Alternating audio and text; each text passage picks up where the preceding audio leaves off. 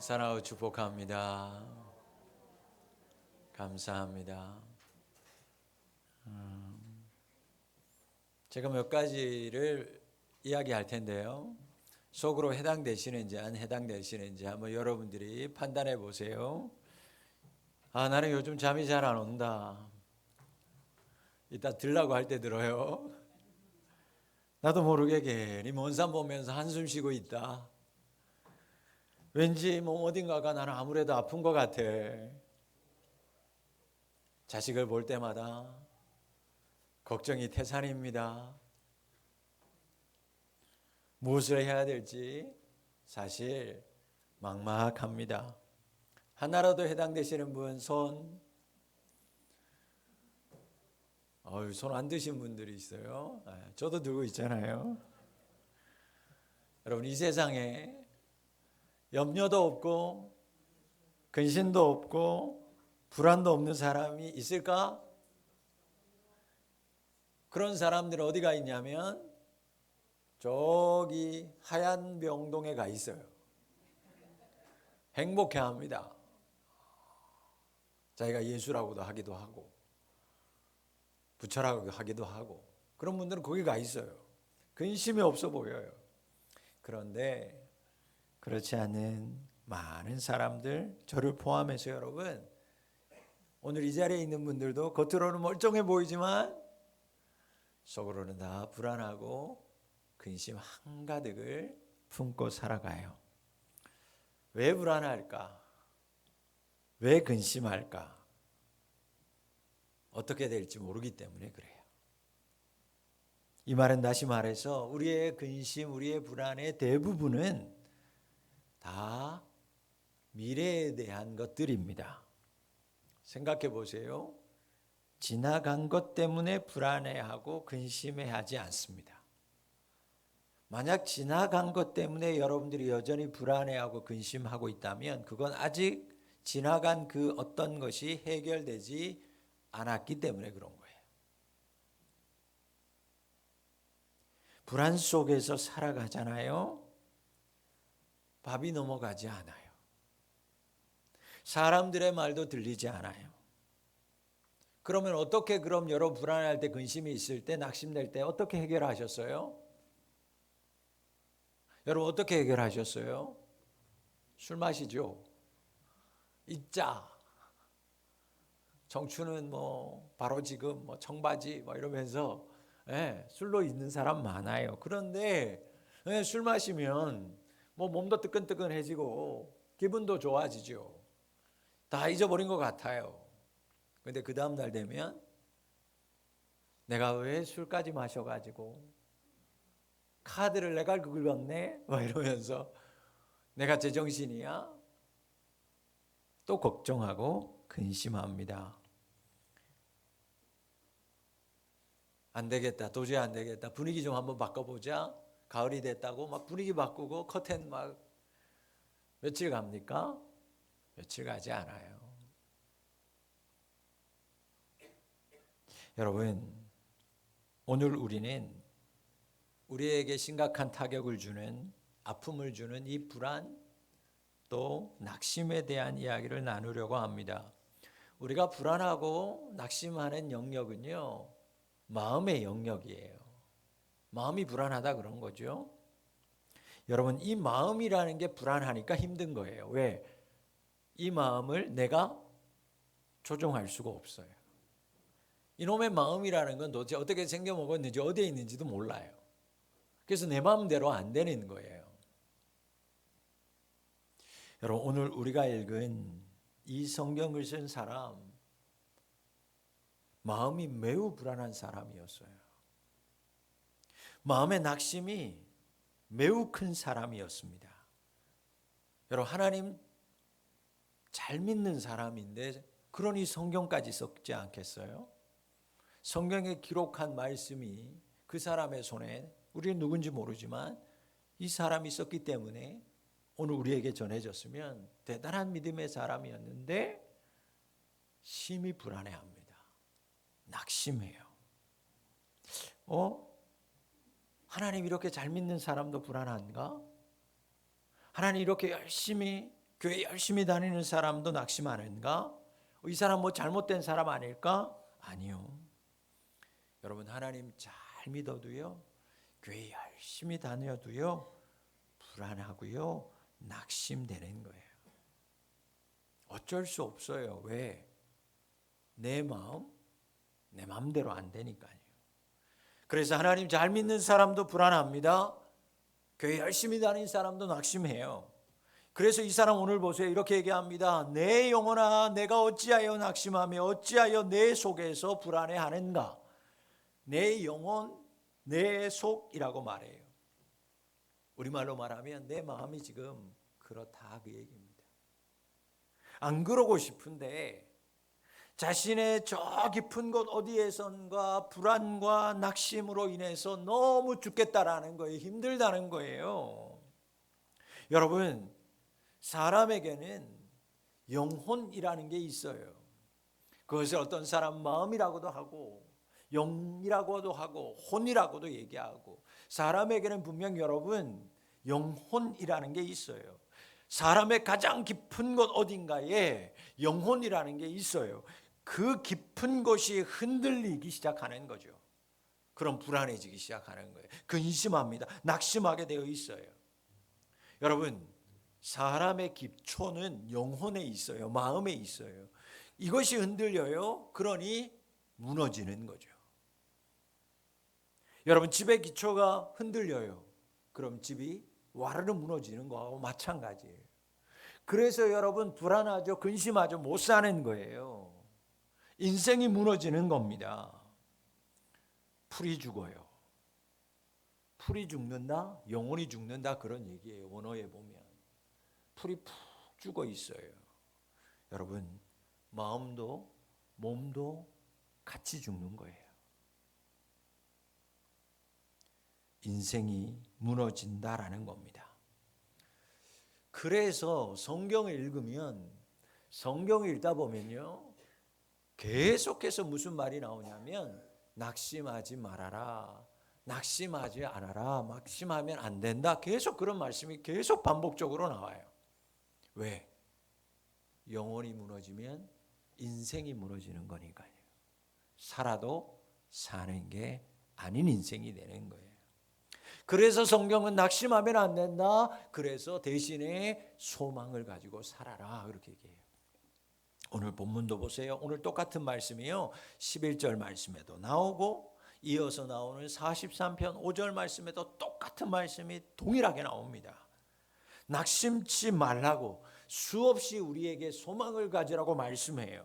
그래서 기독교를 소망의 종교라고 불러요. 성경에 이런 이야기가 나와요. 모세라고 하는 지도자가 이스라엘 백성들을 이끌고 애굽에서, 이집트에서 사람들을 이끌고 나옵니다. 그 인원이 200만의 인구였어요. 그런데 나와서 광야에서 삽니다. 텐트 치고. 얼마나 힘들었겠어요, 40년 동안. 그런데 이 40년 동안의 광야 생활을, 고생한 생활을 끝내는 날이 가까이 왔어요. 목적지가 저기 보여요. 그 목적지가 바로 가나안이라고 하는 곳이었어요. 그곳에는 이미 가나안 사람들, 이방인들, 그 원주민들이 살고 있었습니다. 무턱대고 갈 수 없잖아요. 전쟁을 해야 되는데. 그러니 어떻게 합니까? 전쟁하기 전에 정보를 캐와야 이기는 거예요. 적을 알아야죠. 그래야 이길 수 있으니까. 그래서 똘똘한 사람 12명을 스파이로 뽑아요. 그래서 12명을 가나안 땅의 적진에다가 투입시킵니다. 스파이로 보냅니다. 다 샅샅이 살펴보고 와라. 그리고 돌아와서 백성들이 다 모인 곳에서 모세라고 하는 사람 앞에 보고를 해요. 12명이 갔어요. 근데 두 패로 나뉩니다. 10명은 이렇게 보고해요. 사람들 앞에서. 우리가 가서 봤더니 정말 가나안 땅이라고 하는 것은 우리가 지금까지 보지 못했던 너무너무 좋은 땅이었습니다. 열매 하나가 얼마나 큰지 사람들이 어깨에 메고 갈 정도였어요. 야, 거기 살면 정말 천국 같더라고요. 정말 너무너무 좋은 곳입니다. 그런데 문제는 그곳에 사는 사람들을 봤더니 우리와는 비교할 수 없이 강한 사람들입니다. 한쪽에는 거인들도 살고 있더라니까요. 그 사람들이, 우리는 텐트 치고 사는데 그 사람들 사는 집을 봤더니 얼마나 벽이 두껍고 얼마나 견고하게 지었는지, 우리가 가서 무엇으로 돌 던진다고 무기를 들고 간다고 무너질 벽이 아닙니다. 우리 거기 들어가면 다 죽습니다. 안타깝지만 너무너무 살기 좋은 땅이기는 하지만 우리 저 사람들하고 전쟁하면 백전백패입니다. 고목나무에 우리는 매미 같더라니까요. 거기서는 메뚜기 같더라고요. 그 이야기를 들었던 200만의 백성들이요, 메뚜기 같대. 우리 고목나무에 매미래. 이때 2명이었던 여호수아하고 갈렙이라고 하는 청년이 보고합니다. 맞습니다. 10명의 정탐꾼들이, 스파이가 가서 본 그대로입니다. 정말 좋은 땅인데 정말 강한 사람이고 싸우면 질 것 같더라니까요. 그러나 정말 그들이 강한 건 인정하는데 한 가지 진 게 있습니다. 우리에게는 하나님이 있습니다. 하나님이 함께 하시면 반드시 이 전쟁에서 승리할 수 있습니다. 그 사람들 우리의 밥이라니까요. 메뚜기라고요? 고목나무의 매미라고요? 아니요. 내가 봤을 때 오히려 그 사람들이 우리의 밥입니다. 갑시다. 이길 수 있습니다. 두 사람은요, 두려워할 필요 없다라고 그 많은 사람들 앞에서 보고합니다. 자, 여러분, 누구 말을 따라했으면 좋았을까요? 이 정도로 했으면 누구 말을 들었을 것 같아요, 여러분? 그런데 여러분들 아니까 그렇죠. 여러분들 그 자리에 있었으면 전쟁에서 내가 거기 갔다가 죽으면 어떡할까? 모든 사람들이 여러분 고목나무에 매미 같대. 여호수아 갈렙 얘기는 들어오지도 않아요. 이미 나는 메뚜기래. 거기는 거인이 있대. 다 메뚜기 컴플렉스에 걸려가지고요, 한순간에 다들 메뚜기 짓을 하는 거예요. 죽는구나. 낙심하기 시작했어요. 왜 여기까지 데리고 왔냐고 불평하기 시작했어요. 그때 어떻게 됐냐면 하나님께서 그렇게 낙심하고 불평하고 무너진 마음을 가진 사람들, 그래 너희들 말대로 너희들 가나안 땅에 들어가지 못한다. 너희들이 이 광야에서 다 죽을 거야. 다 죽었어요. 그리고 두 사람 갈 수 있습니다. 힘들죠. 싸우면 질 것 같아요. 그러나 할 수 있습니다 라고 말했던 두 사람만 들어가서 그 자손들이 그 땅을 차지하게 될 거다. 실제로 그렇게 됐어요. 여러분 보세요. 영혼이 무너지니까, 마음이 무너지니까 두 사람 외의 모든 인생은 그 광야에서 그들의 인생이 진짜로 다 무너졌어요. 오늘 본문 말씀도 똑같아요. 오늘 말씀을 쓴 주인공이요, 심히 어떤 문제인지 모르는데 불안했어요. 낙심됐어요. 그런데 이 사람이 생각합니다. 이거 불안, 이거 낙심 계속 끌어안고 살다가는 큰일 나겠구나 라고 생각해서 왜 그런지 모르지만 이 사람이 마음을 고쳐먹어요. 마음을 전환합니다. 어떻게 전환했어요? 말씀해 보니까 내가 이제는 하나님께 소망을 둬야 되겠다. 하나님께 소망 두기로 마음을 작정합니다. 여러분, 이 사람에게 불안이 사라졌어요? 아니요. 낙심거리가 없어졌어요? 아니요. 그대로 있어요. 걱정거리, 불안거리 그대로 있었어요. 다음 날 일어났는데 불안거리, 낙심거리는 똑같았어요. 불평할 거리, 불안거리, 낙심거리 그대로 있었어요. 그런데도 이 사람이 한 가지 결심했어요. 뭐냐? 이대로는 안 되겠다. 이대로는 못 살겠다. 이대로 살다가는 불안해서 내가 못 살겠다, 죽을 것 같다, 이대로는 안 되겠다라고 생각해서 그때서부터 그가 결정합니다. 어떻게? 나 이제는 모르겠다. 내 힘으로는 안 되고 불안해서 못 살겠으니까 나 이제는 하나님께 소망을 한번 둬야 되겠다. 그렇게 결심했어요. 오늘 이 주인공은요, 자신의 문제를 가지고 끙끙끙끙 앓다가 안 되다고 싶었어요. 도저히 안 되겠구나. 이러다가는 염려 근심에 나도 파묻혀 가지고 나도 영영 죽을 것 같은 심정이 들었어요. 그런데 그때 이 사람이 에라 모르겠다, 나 이러다가 죽지 뭐가 아니라 결정했어요. 어떻게? 방향 전환을 합니다. 나 이제 근심 걱정 있지만 나 하나님 몰래 하나님께 방향 전환하기로 그가 결정했어요. 여러분들 한번 여러분들의 스스로 한번 생각해 보세요. 왜 머리 싸매고 들어 누워 있어요?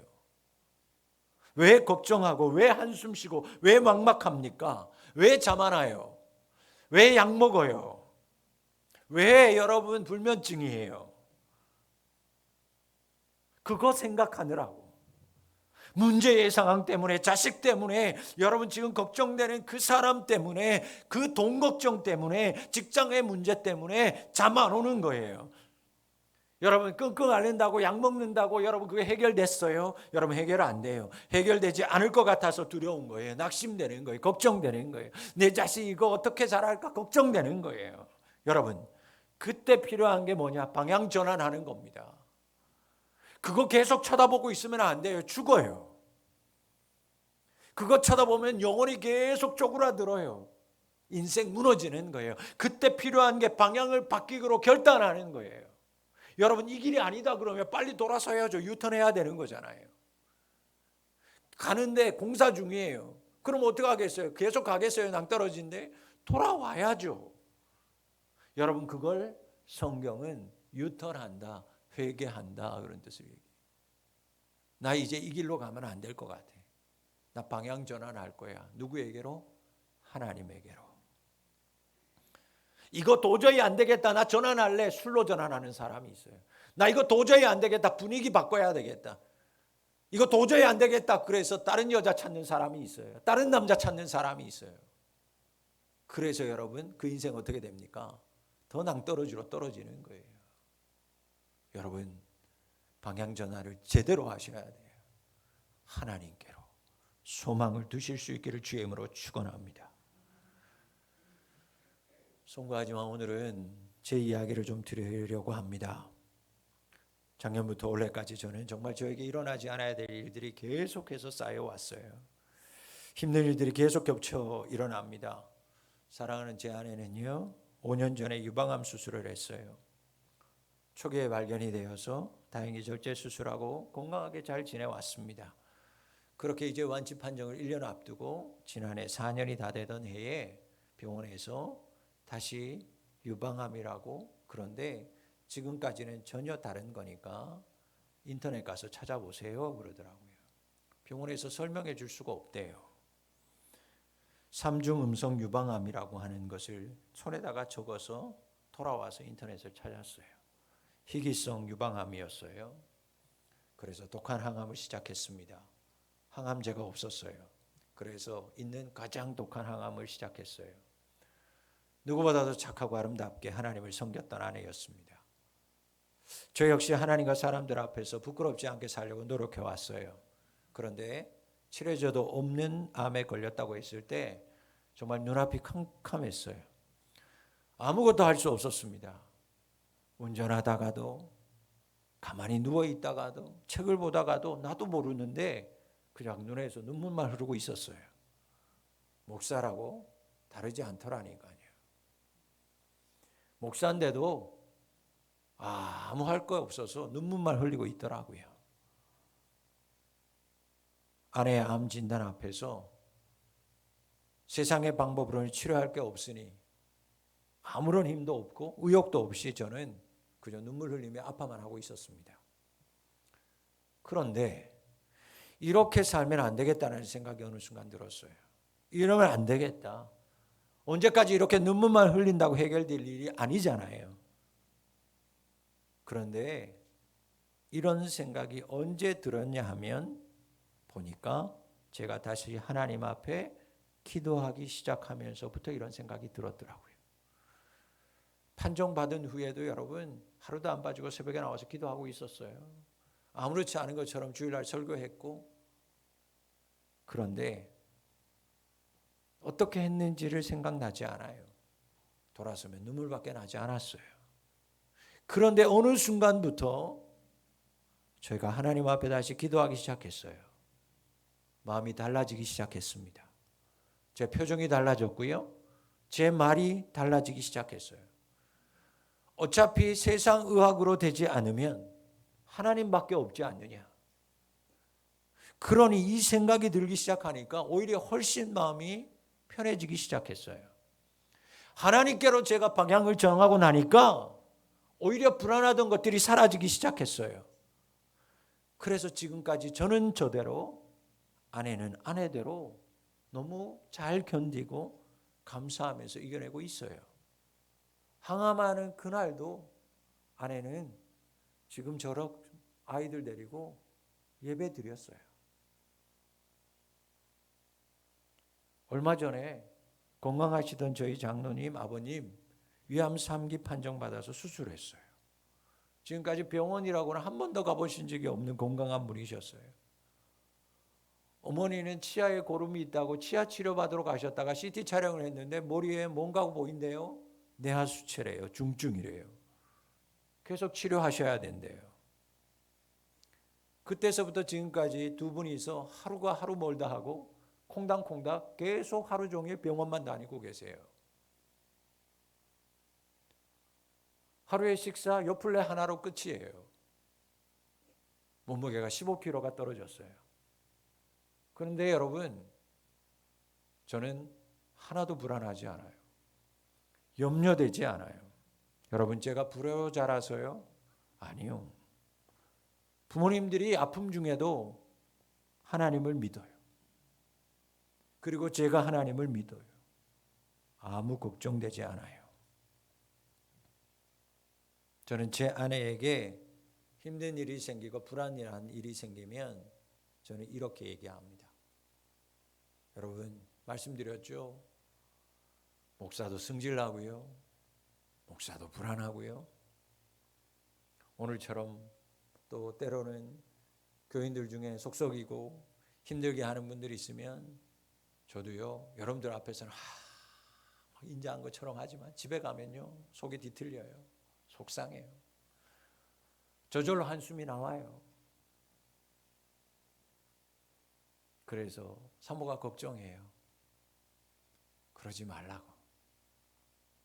그래서 그때마다 제가 아내한테 이렇게 얘기합니다. 나 하루만 힘들어 할게요. 내일부터는 안 그럴 거니까 걱정하지 마요. 여전히 어려운 일이 생기고 생각지도 못하던 뜻밖의 일이 생기고 내 마음대로 되지 않으면 목사인 저도요, 여전히 힘들고요, 불안하고요, 낙심됩니다. 그런데 제가 결정했어요. 저도 인간한지라 그때서부터도 그냥 하나님만 바라보고 걱정 안 하고 한숨 안 쉬고 싶은데 그게 잘 안 되더라고요. 그래서 나도 연약하구나. 하루만 하자. 하루만 그러기로 했어요. 하루만. 그래서 여러분, 그 다음 날 하루 한숨 쉬고 이러다가 그 다음 날 새벽에 와서 하나님 앞에 무릎 꿇고 기도하기 시작하면, 제가 하나님 바라보기 시작하면 그 문제 가지고 그 아픔 가지고 걱정하는 걸 가지고 하나님 앞에 나가서 기도하기 시작하면 또 견디게 돼요. 하나님이 소망을 줘요. 다 그런 거야, 세영아. 그럴 수 있는 거야. 그래도 그분이 있으니 얼마나 감사하냐. 그런 마음을 주세요. 여러분, 자막에 나온 이 말씀을 여러분 함께 한번 읽어 주시겠어요? 같이 한번 다 읽어 주세요. 시편 121편 1절 2절 말씀을 같이 한번 읽어 볼게요. 시작. 내가 산을 향하여 눈을 들리라. 나의 도움이 어디서 올까? 나의 도움은 천지를 지으신 여호와에게서로다. 이 사람이 내가 어디를 향하여? 산을 향하여 눈을 들리라. 여기만 보고 있었어요. 이거 돼야 되는데 안 되네. 내 아들 내 딸 안 되네. 아우 내 몸 이거 안 되네. 사업 안 되네. 돈 문제 해결 안 되네. 건강 문제 해결 안 되네. 이것만 보고 있다가 안 될 것 같아서 이 사람이 결정해요. 나 산 좀 봐야 되겠다. 하늘 좀 봐야 되겠다. 무슨 얘기예요? 여기서 말하는 산은 천지를 지으신 여호와 하나님을 보겠다 그 얘기입니다. 내가 눈을 들어 하늘을 보겠다. 그 하늘을 지으신 하나님 보겠다 그 얘기. 요거만 보고 있으면 죽을 것 같으니까 아우 도저히 안 될 것 같아. 나 이러다가 나 죽을 것 같아. 나 결정합니다. 산을 볼래요. 하나님 봅니다. 하나님 보기로 결정했어요. 하나님께로 방향을 돌렸다 그 말입니다. 여러분 불안한 거예요. 여전히 그 문제 그대로 있어요. 그래서 낙심돼요. 그러나 그때 눈을 들어 하나님께로 방향을 전환하면 오늘 말씀대로 그 천지를 지으신 하나님이 여러분들의 그 문제 속에 오십니다. 그 문제 가운데 하나님이 도와주세요. 하나님은 나타나시는 분이에요. 그래서 여러분을 살게 하시는 분이에요. 여러분 하나님 왜 존재하는 줄 알아요? 여러분들 도와주시려고 존재하세요. 하나님이 왜 여러분들 곁에 계시는 줄 알아요? 여러분들 도와주시려고 계시는 분이 하나님이에요. 그런데 하나님은 억지로 하지 않아요. 하나님께로 방향을 돌리는 사람, 하나님께로 눈을 들어서 나 하나님의 도움이 필요합니다라고 소리 지르는 사람을 도와주세요. 여러분, 오늘 처음 저를 만나는 분들이 있어요. 저와 여러분의 만남이 오늘 한 번의 만남으로 끝나지 않기를 저는 너무너무 소원합니다. 그러나 행여 오늘 저와 여러분의 마지막에 만남이 마지막이 되더라도 여러분 이 말씀을 살아가면서 꼭 기억하셨으면 좋겠습니다. 하나님은 여러분을 도우십니다. 하나님은 하나님의 백성 도우시는 분이에요. 그래서 그 자녀들을 백성들을 좋게 하시고 살게 하시기 위해서 존재하시는 분이 하나님이십니다. 그러니 낙심되고 불안할 때 꼭 하나님께 소망 두고 하나님께 방향을 전환하실 수 있는 저와 여러분들이 될 수 있기를 바랍니다. 그러면 제일 중요한 것, 어떻게 하는 게 하나님께 방향을 돌리는 건가? 어떻게 하는 것이 하나님 앞에 소망을 두는 걸까? 첫 번째는 여러분 제가 제 이야기하면서 벌써 말씀드렸습니다. 기도하는 거예요. 여러분 기도하는 게 하나님께 방향을 전환하는 거예요.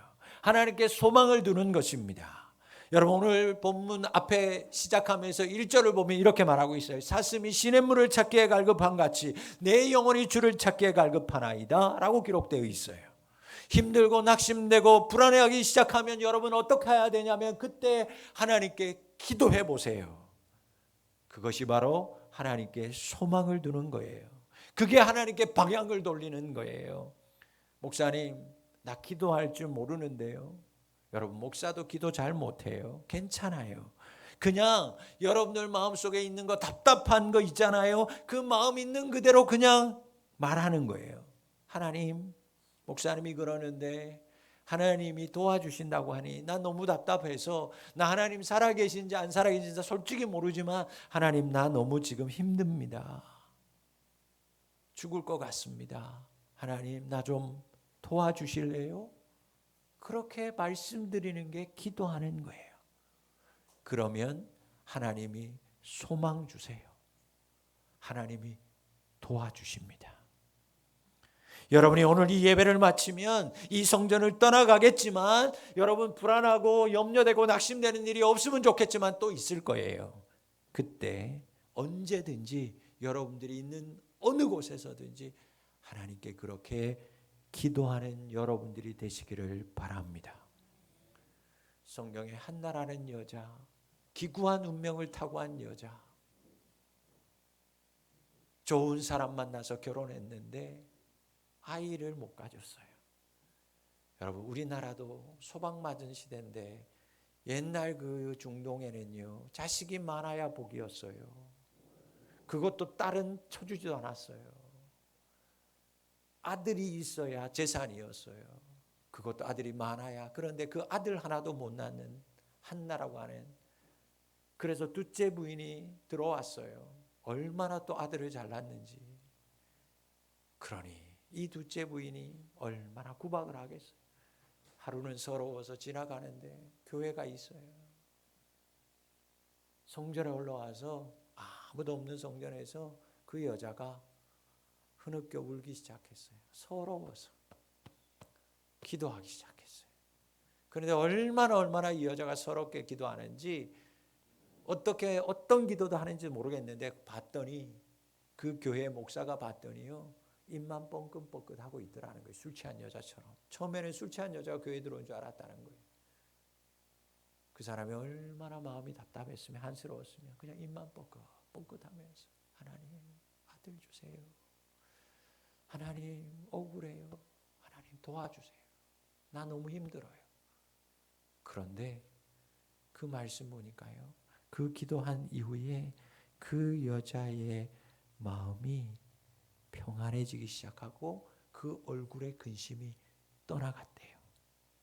그리고 놀랍죠? 얼마 후에 그 여인에게 아들이 생겼어요. 여러분, 꼭 기도하시기 바랍니다. 하나님이 소망 주실 거예요. 하나님이 도와주실 거예요. 두 번째는 여러분, 무엇이 하나님께 소망을 두는 거고 방향을 전환하는 거냐면, 하나님께 나와서 예배 드리는 것이 하나님께 방향을 전환하는 거예요. 하나님 앞에 예배 드리려면 하나님 앞에 나와야 되잖아요. 예배 드린다는 건 다른 게 아니에요. 하나님 앞에 찾아온다라는 것입니다. 여러분, 사람도 자기 찾아오는 사람 문정박대하기 어려워요. 그런데 하나님께서 문정박대하시겠어요? 여러분, 하나님은 하나님께 나오는 사람 외면하지 않습니다. 그 사람 반드시 도와주십니다. 오늘 어떤 이유로든 이 자리에 참석하신 여러분, 하나님이 여러분들 반드시 도와주실 것입니다. 그리고 여러분의 예배가, 여러분이 하나님을 찾아오시는 것이 오늘 한 번으로 끝나지 않기를 간곡히 부탁드립니다. 왜냐하면 하나님은 자기를 찾는 자들을 기뻐하신대요. 여러분, 여러분들의 손주들이 할머니, 할아버지 찾아오면 어때요? 너무 좋잖아요. 왔고 나서 또 하루 있으면 빨리 갔으면 좋은 마음은 들지만, 그래도 올 때마다 또 왔으면 좋은 생각이 들죠. 여러분, 하나님이 그래요. 하나님께서 하나님을 찾는 자들을 너무너무 기뻐하십니다. 그리고 그냥 찾아온다고 기뻐할 뿐만 아니라 성경에 보니까 하나님은 자기를 찾는 자들, 하나님을 찾는 자들에게 상 주신다, 그렇게 얘기하고 있어요. 손주들에게 할머니, 할아버지가 꽃 있는 거 다 있는 거 사 먹어라, 돈 주듯이 하나님 앞에 찾아오는 사람 하나님이 상 주신다고 약속하고 있어요. 자, 히브리서 11장 6절 말씀, 이걸 또 같이 한번 읽어보시겠어요? 보세요. 이렇게 얘기합니다. 믿음이 없이는 하나님을 기쁘시게 하지 못하나니 하나님께 나아가는 자는, 하나님의 예배하러 나오는 사람, 하나님 찾는 사람은 반드시 그가 계신 것과 또한 그가 자기를 찾는, 하나님을 찾는 자들에게 상 주시는 이심을 믿어야 할지니라. 하나님 어떤 분이라고요? 하나님 찾아오는 사람, 예배 드리러 오는 사람에게 다 상 주신다라는 거예요. 그 상이 뭐냐? 여러분들이 걱정하고 불안해하는 것, 낙심되는 것 해결해 주신다라는 거예요. 사랑하는 성도 여러분, 오늘 처음 교회로 오신 분들도 오늘 이후로도 어떤 일들이 있더라도 여러분이 계속 하나님을 찾기를 바라요. 성전에서 예배 드리시기를 바랍니다. 그때 여러분들 안에 있는 염려, 불안이 떠나갈 뿐만 아니라 하나님 주시는 놀라운 상도 이 땅에서 받아 누리는 인생을 살아가게 될 줄 믿습니다. 말씀을 마치면서 한 가지 이야기를 드릴게요. 여러분, 참새 그리고 독수리 공통점이 있습니다. 뭐예요? 새는 뭐 하는 거예요? 날아다녀요. 참새하고 여러분 독수리는 날아다녀요. 그런데 날개가 있어서 날아다니는데 참새하고 독수리가 큰 차이점이 있습니다. 다른 점이 있어요. 참새는요, 자기 힘으로 날아다녀요. 자기 힘으로 날아요. 그래서 자기의 날개 힘으로만 날기 때문에 참새는요 10m, 20m밖에 못 날아요. 100m 이상 날면 여러분 참새는요 가슴이 터질 것 같아서 절대 못 납니다. 우르르 그래서 가다가 어디 앉고 우르르 하다가 앉는 거예요. 숨이 차서 가슴이 터지려고 해서 창공 날아다니지 않습니다. 참새는 그래서 우리가 보이는 이렇게 낮은 데만 다녀요. 왜 그럴까? 자기 힘으로 날려고 하기 때문에 그래요. 자기 날개 힘으로 날아다녀요. 그런데 반면에 독수리는요 우리 근처에서 안 날아다녀요. 창공을 날아다닙니다. 5,000m를 나를 수 있대요. 그리고 창공을 나릅니다. 그것도 잠깐? 아니에요. 최소한 2시간에서 3시간을 날아다녀요. 왜 그럴까? 여러분 독수리는요 날개짓을 핍니다. 그때는 자기 힘으로 날아요. 그런데 그 다음부터는요 기류를 타기 시작합니다. 바람을 탈 줄 알아요. 여러분 인생도 우리 신앙생활도 마찬가지예요. 다 내 힘으로 살아가요. 그런데 한계가 있어요. 내 힘으로 얼마 안 돼가고 힘 다 빠져요. 여러분 내 힘으로 살려고 하면 조금 되는 것 같다가도 떨어지고 조금 가다가도 멈춰서요. 낙심됩니다. 불안합니다. 그러나 여러분 하나님 앞에 소망을 두는 사람은 하나님의 도우심을 받아 사는 거예요. 독수리가 처음에는 내 것으로 날지만 그 다음부터는 공중의 바람을 타듯이 그래서 5,000m를 나르고 2-3시간 나르듯이 우리의 힘으로 살 수 없음을 인정하고 하나님의 기운에 하나님의 능력에 하나님에게 소망을 둘 때 여러분의 인생이 독수리처럼 솟아나는 성경에 말하는 독수리에 앙망하는 것 같은 새 힘을 주시는 하나님의 능력으로 살아가게 되는 인생, 복 있는 인생 살아가게 될 줄 믿으시기를 바랍니다. 그러므로 사랑하는 성도 여러분, 낙심됩니까? 불안합니까? 정상적인 인생이에요. 그러나 그곳에 계속 갇혀 있으면 죽을 수밖에 없는 인생을 살아갑니다. 그렇게 낙심되고 불안할 때 방향 전환하시기를 바랍니다.